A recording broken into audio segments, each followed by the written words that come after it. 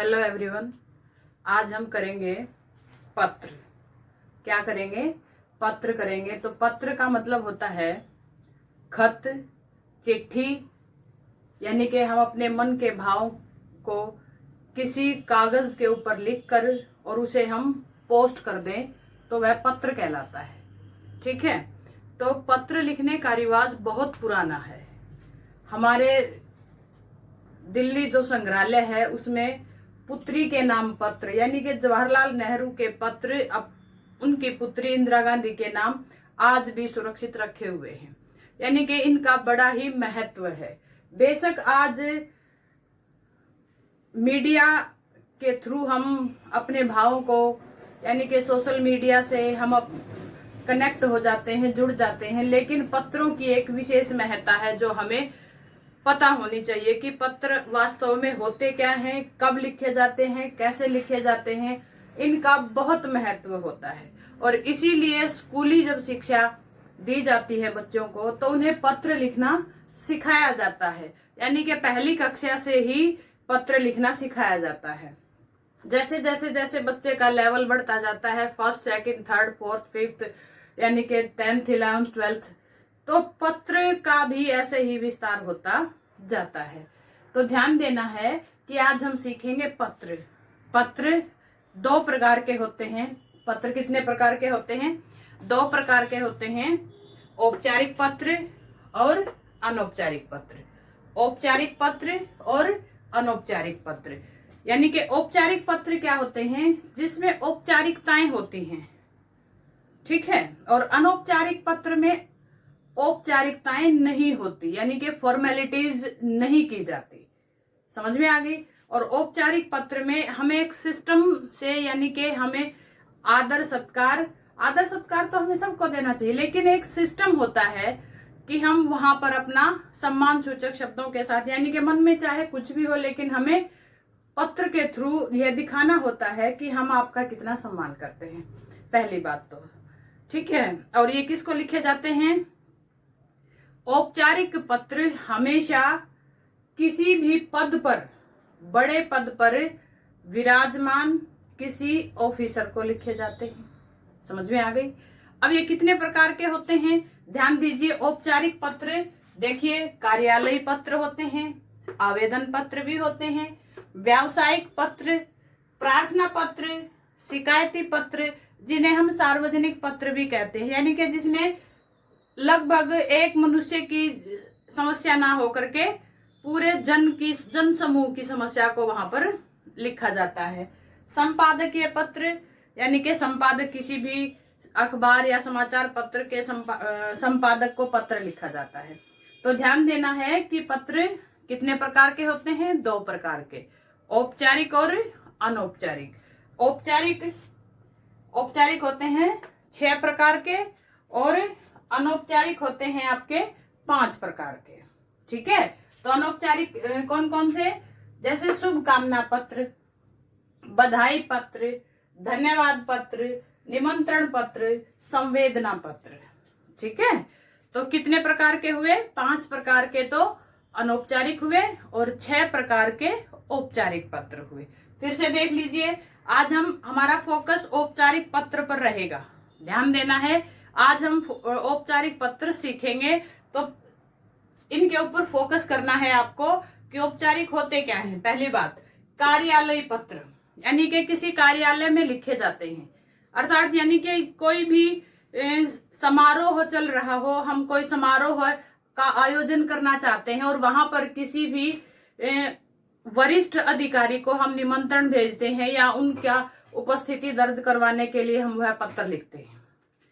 फिर है आवेदन पत्र। आवेदन पत्र किसी कार्यालय में लिखा जाता है और किसके लिए? नौकरी पाने के लिए, यानी कि वहां पर रिक्त स्थान होता है और रिक्त स्थान पर अपनी भर्ती के लिए, अपना पद भरवाने के लिए हम आवेदन पत्र लिखते हैं। फिर है व्यावसायिक पत्र। व्यावसायिक पत्र क्या होते हैं कि व्यावसायिक पत्र के अंतर्गत क्या आते हैं? व्यवसाय से संबंधित, यानी कि हमें पुस्तकें मंगवानी हो, खेल सामग्री मंगवानी हो ये सब क्या है, व्यवसाय से संबंधित हैं। यानी कि किसी भी पुस्तक विक्रेता के पास या खेल सामग्री विक्रेता के पास या किसी कोई अन्य वस्तु हमें मंगवानी हो तो ये हमारे व्यावसायिक पत्र, ये भी औपचारिक पत्रों के अंतर्गत आते हैं, क्योंकि यहाँ भी हम रिक्वेस्ट करते हैं। ठीक है। फिर है प्रार्थना पत्र। प्रार्थना पत्र क्या होते हैं, हम प्रार्थना करते हैं, जैसे विद्यालयी पत्र भी बोलते हैं हम इनको, जैसे फीस माफी की, जुर्माना माफी की, बीमारी के कारण छुट्टी हो या कोई जरूरी काम के लिए छुट्टी हो, तब ये लिखे जाते हैं। शिकायती पत्र। शिकायती पत्र क्या होते हैं, सार्वजनिक पत्र होते हैं जिनमें एक मनुष्य की भलाई नहीं बल्कि पूरे जन समूह की भलाई इनके अंदर छिपी हुई होती है और वहां की समस्या को उजागर करते हैं कि हमें इस तरह की समस्या है और हमें ऐसा समाधान चाहिए, इसीलिए हम इन्हें क्या कहते हैं, शिकायती पत्र। फिर है संपादकीय पत्र। संपादकीय पत्र क्या होते हैं, संपादक को लिखे जाते हैं, किसी भी समाचार पत्र के संपादक को लिखे जाते हैं, चाहे अपनी रचनाएं छपवानी हो, चाहे अपना नाम बदलवाना हो, किसी भी तरह से हम जब समाचार पत्र के संपादक को हम पत्र लिखेंगे तो वो संपादकीय पत्र कहलाता है। तो आज हम सीखेंगे सबसे पहले औपचारिक पत्र। तो औपचारिक पत्र कैसे लिखे जाते हैं, ध्यान देना है आपको कि औपचारिक पत्र कैसे लिखे जाते हैं। यानी कि हमें सबसे औपचारिक पत्र लिखने के दो तरीके होते हैं, मैं आपको दोनों तरीके बताऊंगी, ध्यान से सुनना है आपको और ध्यान से देखना है और कोई भी गलती नहीं करनी है। ध्यान दीजिए, जब भी हम कोई औपचारिक पत्र लिखते हैं, ये हो गया हमारा औपचारिक पत्र। ठीक है। पहली बात, जब भी हम औपचारिक पत्र लिखते हैं ध्यान रखना है, सबसे पहले हमें जिसके पास पत्र लिखना है उसका पता लिखते हैं, यानी कि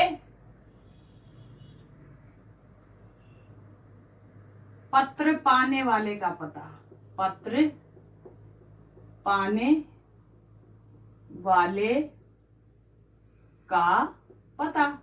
अब ये पता कैसे, 3 पंक्तियों में लिखा जाता है, 3 से कम पंक्तियों में नहीं लिखा जाता। पत्र पाने वाला कौन होगा औपचारिक में, औपचारिक में क्या होगा, या तो संपादक होगा या फिर कोई किसी भी नगर निगम का अध्यक्ष होगा या कोई प्रबंधक होगा या प्रधानाचार्य होगा। ठीक है। तो हम क्या लिखेंगे, सेवा में, सबसे पहले सेवा में। अब सेवा में लिखने के बाद फिर हम उस जिसके पास हमें पत्र लिखना है उस व्यक्ति के पद का नाम, ठीक है, वो किस पद पर कार्यरत है। ठीक है। फिर हम लिखेंगे कि वह किस जगह कार्यरत है, यानी कि उस स्थान का नाम, यानी कि एक तरह से विभाग लिखेंगे हम इसको, यानी कि जिस भी विभाग में वह कार्यरत है उस विभाग का नाम लिखेंगे। ठीक है, किस डिपार्टमेंट में वह काम करता है। आगे देखिए, फिर लिखेंगे वह डिपार्टमेंट कहाँ है, यानी कि विभाग का स्थान। क्या लिखेंगे, विभाग का स्थान। तो हमें ये 3 पंक्तियों में लिखना होता है, ध्यान देना है। अब उसके बाद हमें एक पंक्ति छोड़नी होती है यहाँ पर। ठीक है। क्यों छोड़नी होती है, उसका एक कारण होता है। अब यहाँ लिखेंगे हम एक पंक्ति छोड़ करके विषय लिखेंगे। क्या लिखेंगे, विषय लिखेंगे, विषय लिखेंगे। क्यों छोड़नी होती है, अब ये विषय यानी कि जिस भी पद पर कार्यरत कोई भी, यानी कि बड़ा वरिष्ठ अधिकारी ही होगा वो, तो उसको हम विषय लिखेंगे।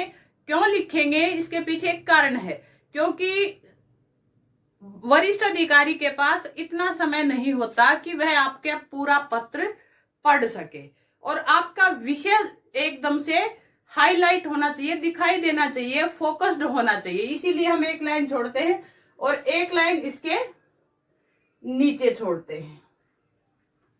ठीक है। विषय के ऊपर और नीचे एक एक लाइन छोड़ते हैं ताकि वह पूरी तरह से स्पष्ट दिखाई दे। फिर हम क्या करेंगे, फिर हम उस पद यानी के अब हम यानी के जिस पद पर जो वरिष्ठ अधिकारी है, वरिष्ठ अधिकारी को सम्मान सूचक शब्दों से क्या करेंगे, संबोधन करेंगे। यानी कि श्रीमान जी, महोदय, ठीक है, सम्माननीय या माननीय, इन शब्दों का प्रयोग हम यहाँ करेंगे। ठीक है, उसके नीचे फिर हम सविनय निवेदन लिखेंगे, या मेरा आपसे अनुनय अनुरोध है, सविनय प्रार्थना है, इस प्रकार से भी हम लिखेंगे। अब ये फिर इसमें हम अपना परिचय देंगे। इसके नीचे जब हम अपनी विनम्रता पूर्वक हम अपनी प्रार्थना कर चुके हैं तो वहां पर हम अपना परिचय लिखेंगे कि मैं कौन हूँ, कहाँ से संबंधित हूँ। ठीक है, पत्र लिखने वाला अपना स्वयं का परिचय देगा। यानी कि जैसे कि मैं रोहतक निवासी, जिस कॉलोनी से है, जो मकान नंबर है, समझ में आ गई। आपको अपना परिचय यहाँ पर देना है। या सार्वजनिक पत्र है तो जो सब लोग मिलकर के जिन जिन समस्याओं का सामना कर रहे हैं उनका अपना पता लिखोगे कि यहाँ के लोग ऐसे ऐसे इन समस्याओं का सामना कर रहे हैं। और अगर आवेदन पत्र लिखना है तो अपना परिचय दे करके फिर अपनी नीचे योग्यताएं लिखनी है। आपने 10वीं में कितने मार्क्स लिए, कौन से बोर्ड से की, फिर 12वीं में, फिर बीए ग्रेजुएशन, आपने डिप्लोमा क्या क्या किया है, फिर आपको वो देना होगा। और फिर यानी कि वो जो अपनी समस्या लिखेंगे, फिर हम नीचे ध्यान रखना है हम अपनी समस्या लिखेंगे। यानी कि सामान्य में क्या लिखेंगे कि मुझे, यानी कि आपका आवेदन लिख रहे हो तो क्या लिखोगे कि किसी समाचार पत्र में मैंने आपकी रिक्तियां पढ़ी और देख करके मैं यहाँ इस पद का इच्छुक हूं, मेरी ये योग्यताएं हैं। और अगर मान लिया आप प्रार्थना पत्र लिख रहे हैं, कार्यालय पत्र लिख रहे हैं, सार्वजनिक पत्र लिख रहे हैं, तो वहां पर अपनी समस्या लिखेंगे, पत्र लिखने का कारण लिखोगे। ऐसे ही जैसे आवेदन का कारण लिखा ना, ऐसे ही अपने पत्र का यहाँ पर कारण लिखोगे। और वो कहाँ से, यानी कि जहां से अपना परिचय समाप्त हुआ उससे नेक्स्ट लाइन में पैराग्राफ बना करके, अनुच्छेद बना करके आपको लिखना है, ध्यान रखना है ये। फिर अपनी कारण लिख करके, कारण बता करके फिर क्या करोगे, नीचे एक पंक्ति में कि हमारा इस प्रकार से आपने जो समस्या का समाधान करना चाहिए, जिसके लिए हम आपके आभारी रहेंगे। और फिर धन्यवाद सहित क्या लिखोगे, धन्यवाद सहित। और फिर नीचे क्या लिखेंगे, यहां जगह नहीं है, ऊपर देखते हैं हम। तो ऊपर क्या लिखेंगे कि हम ऊपर देखते हैं बेटा,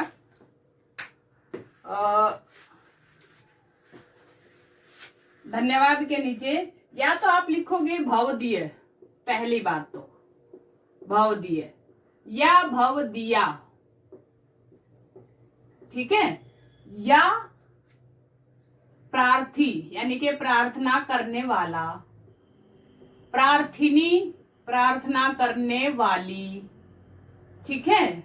या फिर आप विद्यार्थी हैं तो आपका आज्ञाकारी शिष्य, आपकी आज्ञाकारिणी शिष्या, और फिर अपना नाम लिख दोगे। अगर आप अकेले हो, उस समस्या का समाधान अकेले चाहते हो तो अपना नाम, अगर जन समूह के लिए चाहते हो तो वहां के नागरिक, ठीक है। तो फिर अपना नाम लिखते ही अपना यहाँ पर 3 पंक्तियों में, यानी कि आपका नाम, आप कहां से हो, ठीक है, यानी कि स्थान, और वो स्थान उसके आसपास के और पहचान बताओगे। यानी कि 3 पंक्तियों में आपका पूरा होना चाहिए। और फिर एक लाइन छोड़ोगे, फिर हमारी दिनांक लिखेंगे। एक चीज का ध्यान रखना है बेटा, आजकल दिनांक शब्द नहीं लिखा जाता, क्योंकि दिनांक का मतलब ही क्या होता है, डेट, दिन का अंक। और वो दिन का अंक क्या है, मान लिया आज तारीख है 25 अगस्त 2020। ध्यान रखना है हिंदी और फिर नीचे लाइन, नीचे तो रहेगी लाइन। फिर आप ध्यान रखना बेटा, आपकी डेट सही होनी चाहिए। आपकी डेट का नंबर मिलता है, अगर आपने डेट गलत लिख दी ना तो आपका नंबर कटेगा, चाहे सारा पत्र सही हो। तो हिंदी में डेट ऐसे लिखते हैं, जो भी दिन का अंक है वो पहले, फिर वो महीना और फिर साल। ठीक है, इस चीज का आपको ध्यान रखना है। एक चीज और, यानी कि मैंने कहा था ना 2 तरीके से लिखा जाता है, 2 तरीके से। एक तो तरीका आप ये तरीका आप हमेशा से सीखते आए हो, 3rd 4th 5th 8th 9th, यानी कि यहां तक आपने सीखा है। अब आप एक और अपना सकते हैं। कैसे? ध्यान देना। देखो, हमने जो पद का नाम लिखा था, जहां पर वरिष्ठ अधिकारी के पद का नाम और स्थान का नाम, ठीक है, उससे ऊपर देखिए, आप ध्यान दीजिए कि हमने जहां पर वरिष्ठ अधिकारी और के पद का नाम, विभाग का नाम और विभाग का स्थान लिखा था ना, तो वहां पर हमें क्या लिखना है? अब मान लिया हमने यहां पर लिख दिया सेवा में, ये हमने लिखा था पहले ही, सेवा में श्रीमान जल प्रबंधक महोदय। अब ये कहाँ है? जल बोर्ड निगम, कौन सा विभाग है ये? जल बोर्ड निगम है, मान लिया हमने ये लिख दिया। और वो कहाँ है? रोहतक है, सोनीपत है। अब ये कहाँ पर है? हरियाणा में है, ये ध्यान रखना है। और हमारा यहाँ पूर्ण विराम आ जाएगा इसके बाद। ठीक है, इससे ऊपर यानी कि यहां पर एक तरीका और है, परीक्षा भवन क ख ग केंद्र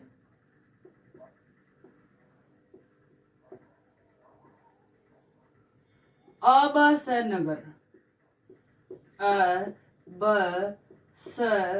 नगर। ये पत्र लिखने वाले का पता है, ध्यान दीजिए, पत्र लिखने वाले का पता है, यानी कि प्रेषक का।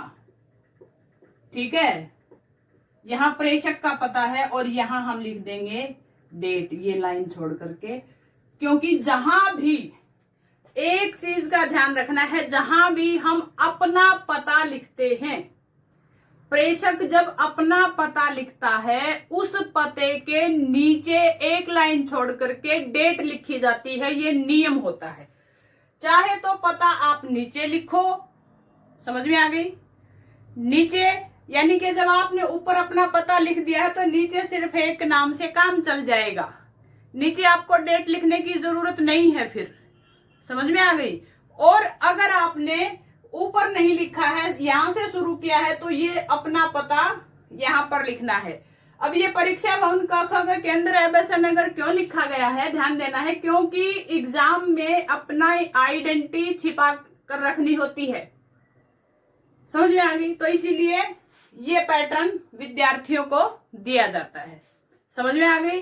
यानी कि डेट हमने लिखनी है 25 अगस्त 2020, यानी कि लाइन कहाँ छूटेगी? अगर हम अपना पता ऊपर लिखेंगे तो डेट के ऊपर नीचे लाइन छूटेगी और फिर विषय के ऊपर नीचे लाइन छूटेगी। अगर डेट सबसे नीचे जाएगी तो वहां एक लाइन छोड़ करके नीचे खाली जगह वैसे ही रहती है। ठीक है, तो इस प्रकार से बेटा हम औपचारिक पत्र लिखते हैं। तो उम्मीद करती हूँ आपको समझ में आया होगा। अपने घर पर रहिए, सुरक्षित रहिए और अपने अध्ययन को जारी रखिए।